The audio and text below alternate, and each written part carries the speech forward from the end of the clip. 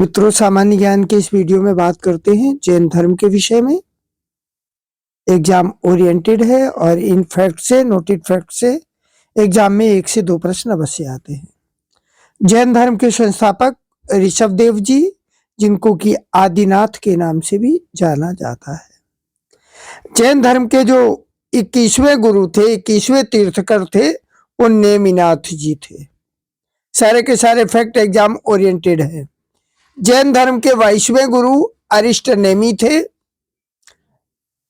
केवल 23वें एवं 24वें गुरु की ऐतिहासिक जानकारियां मिलती हैं। हमें 23वें और 24वें गुरु की ही ऐतिहासिक जानकारियां मिलती हैं जैन साहित्य में। 23वें गुरु जो थे वो पार्श्वनाथ जी थे। जैन धर्म के 23वें गुरु पार्श्वनाथ जी थे। इनके पिता थे अश्वसेन। जैन धर्म के 23वें गुरु पार्श्वनाथ जी और उनके पिता थे अश्वसेन।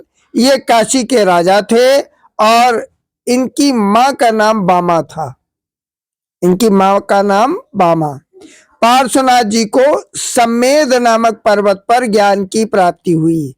पार्श्वनाथ जी को सम्मेद नामक पर्वत पर ज्ञान की प्राप्ति हुई। पार्श्वनाथ जी ने 4 व्रत दिए जैन धर्म के। कौन कौन से? सत्य, अहिंसा, अस्तेय और अपरिग्रह। ये 4 व्रत हैं जैन धर्म के। सत्य, अहिंसा, अस्तेय यानी चोरी न करना, और अपरिग्रह यानी आवश्यकता से अधिक संचित न करना। जैन धर्म के 24वें गुरु महावीर स्वामी, इन्होंने ही विशद रूप से इस धर्म को विस्तृत रूप दिया। 24वें गुरु भगवान महावीर स्वामी। बचपन का नाम इनका था वर्धमान। सारे के सारे फैक्ट एग्जाम ओरिएंटेड है, इनको नोट करिएगा। भगवान महावीर स्वामी, इनके बचपन का नाम वर्धमान, और इनका जन्म हुआ 540 ईसा पूर्व। कुछ विद्वान 599 ईसा पूर्व भी मानते हैं। इनका जन्म स्थान कुंडग्राम, जो कि बिहार में है, वहां इनका जन्म हुआ। इनके पिता का नाम सिद्धार्थ और माता का नाम त्रिशला था। और इनकी जो माता थी, ये लिच्छवी शासक चेटक की बहन थी। लिच्छवी के राजा चेटक की बहन थी त्रिशला। इनकी पत्नी का नाम यशोदा था। इनके एक पुत्री भी थी, उसको प्रियदर्शना कहा गया, या फिर अड़ोजा भी इसका उपनाम कहीं कहीं आता है। इनका जो वंश था वो ज्ञात्रक वंश के थे ये। इनके भाई का नाम नंदीवर्धन था। इनके एक भाई भी थे, उनका नाम था नंदीवर्धन। महावीर स्वामी ने अपने भाई की अनुमति से ही गृह त्याग किया। किसकी अनुमति से? अपने भाई नंदीवर्धन की अनुमति से गृह त्याग किया। भद्रबाहु के कल्पसूत्र के अनुसार, भद्रबाहु एक लेखक, इनकी रचना कल्पसूत्र, उसके अनुसार भगवान महावीर ने गृह त्याग के 13 महीने पश्चात वस्त्र भी त्याग दिए। आज भी जैन धर्म के जो उच्च स्तर के साधु होते हैं वो दिगंबर होते हैं, यानी वस्त्र नहीं पहनते। भद्रबाहु के कल्पसूत्र के अनुसार भगवान महावीर ने गृह त्याग कर दिया और उसके 13 महीने पश्चात वस्त्र त्याग भी कर दिया। भगवान महावीर ने 30 वर्ष की आयु में गृह त्याग किया था। ये भी नोटेड बात है। भगवान महावीर ने 30 वर्ष की अवस्था में गृह त्याग किया। चैनल पर नए आए हैं तो चैनल को सब्सक्राइब कर लीजिएगा। 42 वर्ष की अवस्था में जुम्बिका ग्राम में ऋजुपालिका नदी के तट पर महावीर को ज्ञान की प्राप्ति हुई। ये भी बहुत ही इंपॉर्टेंट है। 42 वर्ष की आयु में जुम्बिका ग्राम में ऋजुपालिका नदी के तट पर महावीर स्वामी को ज्ञान की प्राप्ति हुई। किस वृक्ष के नीचे? साल वृक्ष के नीचे। पेड़ था साल का। भगवान महावीर ने सर्वप्रथम 11 ब्राह्मणों को उपदेश दिया। उन ब्राह्मणों को गणधर कहा जाता है। उन ब्राह्मणों को क्या कहा जाता है? गणधर।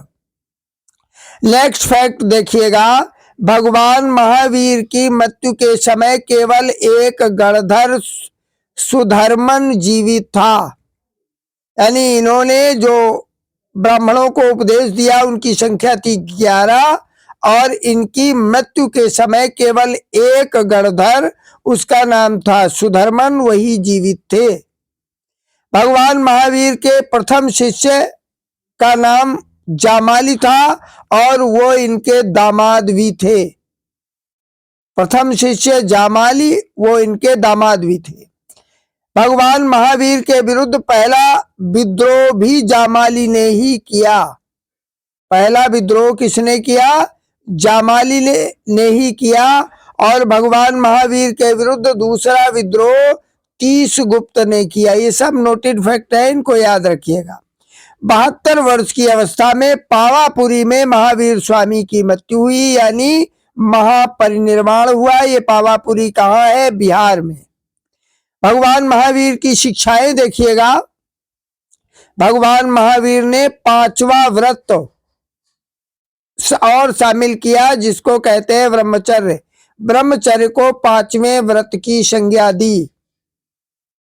सत्य, अहिंसा, अस्तेय और अपरिग्रह तो थे ही, ब्रह्मचर्य को भी इसमें जोड़ा। भगवान महावीर ने व्रतों को 2 भागों में विभाजित किया, एक अणुव्रत और एक महाव्रत।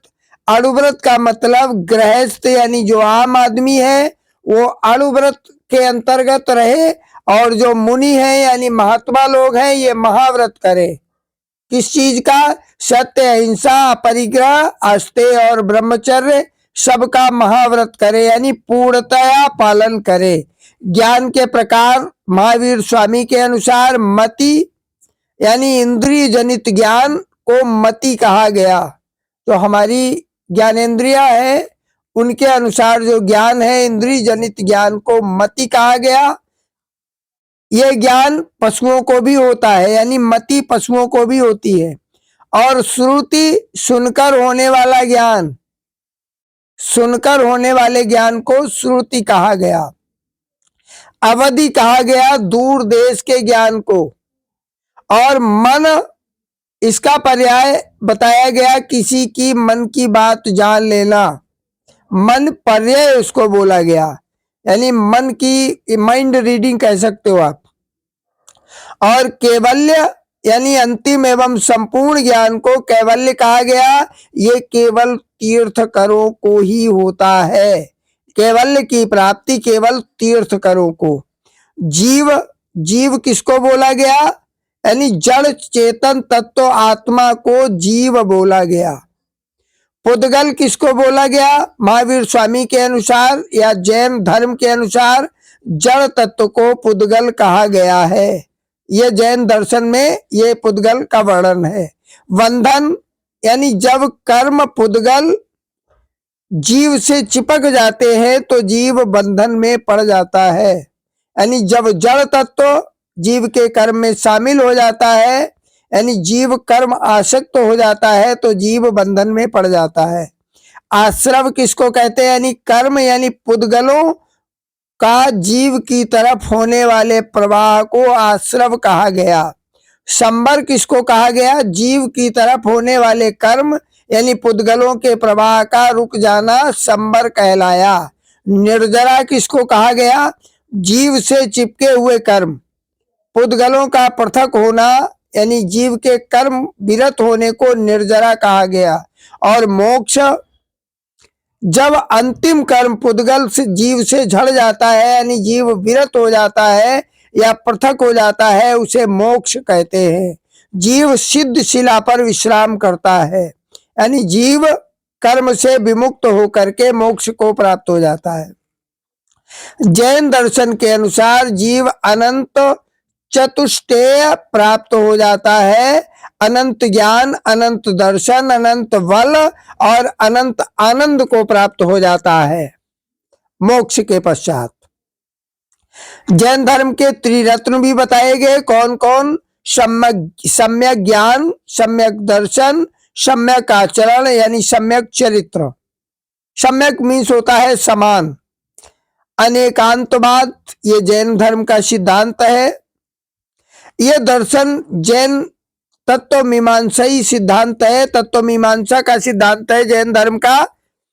इस जगत में अनेक वस्तुएं हैं एवं प्रत्येक वस्तु में अनेक गुण है, ये जैन धर्म के अनुसार। इनमें से कुछ गुण नित्य होते हैं एवं कुछ गुण परिवर्तनशील होते हैं। जैन धर्म का स्यादवाद देखिएगा, बहुत इंपॉर्टेंट है। यह जैन दर्शन का ज्ञान मीमांसीय सिद्धांत है। जैन दर्शन के अनुसार इस जगत में अनेक वस्तुएं हैं एवं प्रत्येक वस्तु में अनेक गुण है। हमारी बुद्धि न तो जगत की सभी प्रकार की वस्तुओं को पहचान सकती है और न ही एक वस्तु के सभी गुणों को पहचान सकती है। यह बुद्धि की सापेक्षता का सिद्धांत है। किसके अनुसार?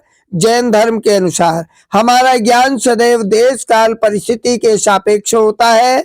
जैन धर्म में इसे 7 जन्मांध के उदाहरण द्वारा समझाया गया है। वीडियो को 2-3 बार सुनेंगे तो जैन धर्म बिल्कुल IAS PCS लेवल तक का आपको तैयार हो जाएगा। लेकिन बस वही है कि पढ़ना आपको है, तैयार आपको करना है। जैन धर्म कर्म फल एवं पुनर्जन्म में विश्वास करता है। जो जैन धर्म है ये कर्म फल और पुनर्जन्म में विश्वास करता है। जैन धर्म के अनुसार प्रत्येक वस्तु में आत्मा होती है, ये जैन धर्म के सिद्धांत है।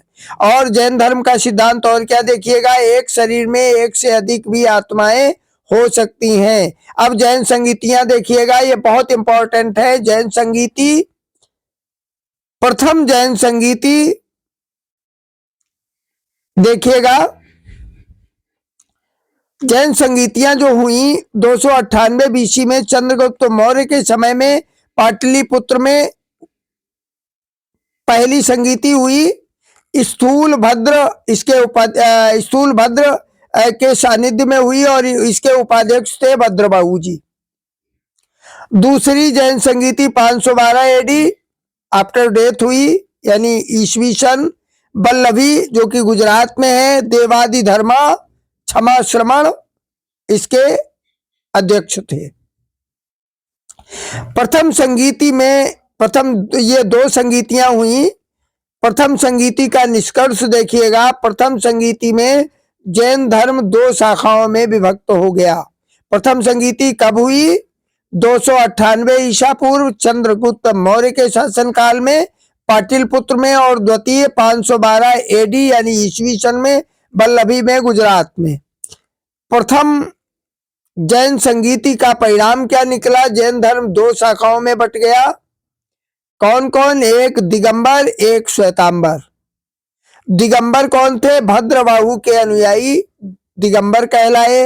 ये बहुत रूढ़िवादी थे, मोक्ष प्राप्ति हेतु वस्त्रों को त्याग देते थे, और ये इनका कथन था मोक्ष प्राप्ति हेतु वस्त्रों का त्याग अति आवश्यक है। और श्वेतांबर कौन थे? श्वेतांबर थे स्थूल भद्र के अनुयायी। ये सुधारवादी थे। इनका कथन ये था कि मोक्ष प्राप्ति हेतु वस्त्रों का त्याग आवश्यक नहीं है। और दिगंबर लोग क्या मानते थे कि महिलाओं का इस जीवन में मोक्ष संभव नहीं है, जबकि श्वेतांबर लोग मानते थे महिलाओं को भी इस जीवन में मोक्ष संभव है। भगवान महावीर अविवाहित थे, ये मानते हैं कौन लोग? ये मानते हैं दिगंबर लोग। और जबकि श्वेतांबर लोग ये मानते थे कि भगवान महावीर विवाहित थे। आगम साहित्य को प्रामाणिक नहीं मानते हैं। जो आगम साहित्य है जैन धर्म का, आगम ग्रंथ है, उसको ये प्रामाणिक नहीं मानते हैं, जबकि श्वेतांबर लोग 96 आगमों को प्रामाणिक मानते हैं। आगे देखिएगा, जो दिगंबर शाखा है, इस दिगंबर शाखा में 3 अन्य शाखाएं निकली, 20पंथी, तारापंथी और घेरापंथी। जबकि श्वेतांबर में भी 3 शाखाएं निकली, पूजेरा यानी मंदिर मार्गी, ढंडीरा यानी स्थानकवासी और घेरापंथी। द्वितीय संगीति का परिणाम देखिएगा। द्वितीय संगीति में आगम साहित्य का संकलन किया गया। जैन धर्म का योगदान देखिएगा। जैनों ने एक सरल एवं आडंबर विहीन धर्म त्याग दिया। जैनों ने धार्मिक आडंबरों, कर्मकांड, अंधविश्वासों, बड़े व्यवस्था आदि का भी विरोध किया।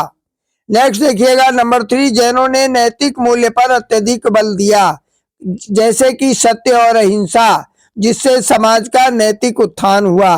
नेक्स्ट देखिएगा, जैनों ने श्यादवाद जैसा व्यवहारिक दर्शन दिया।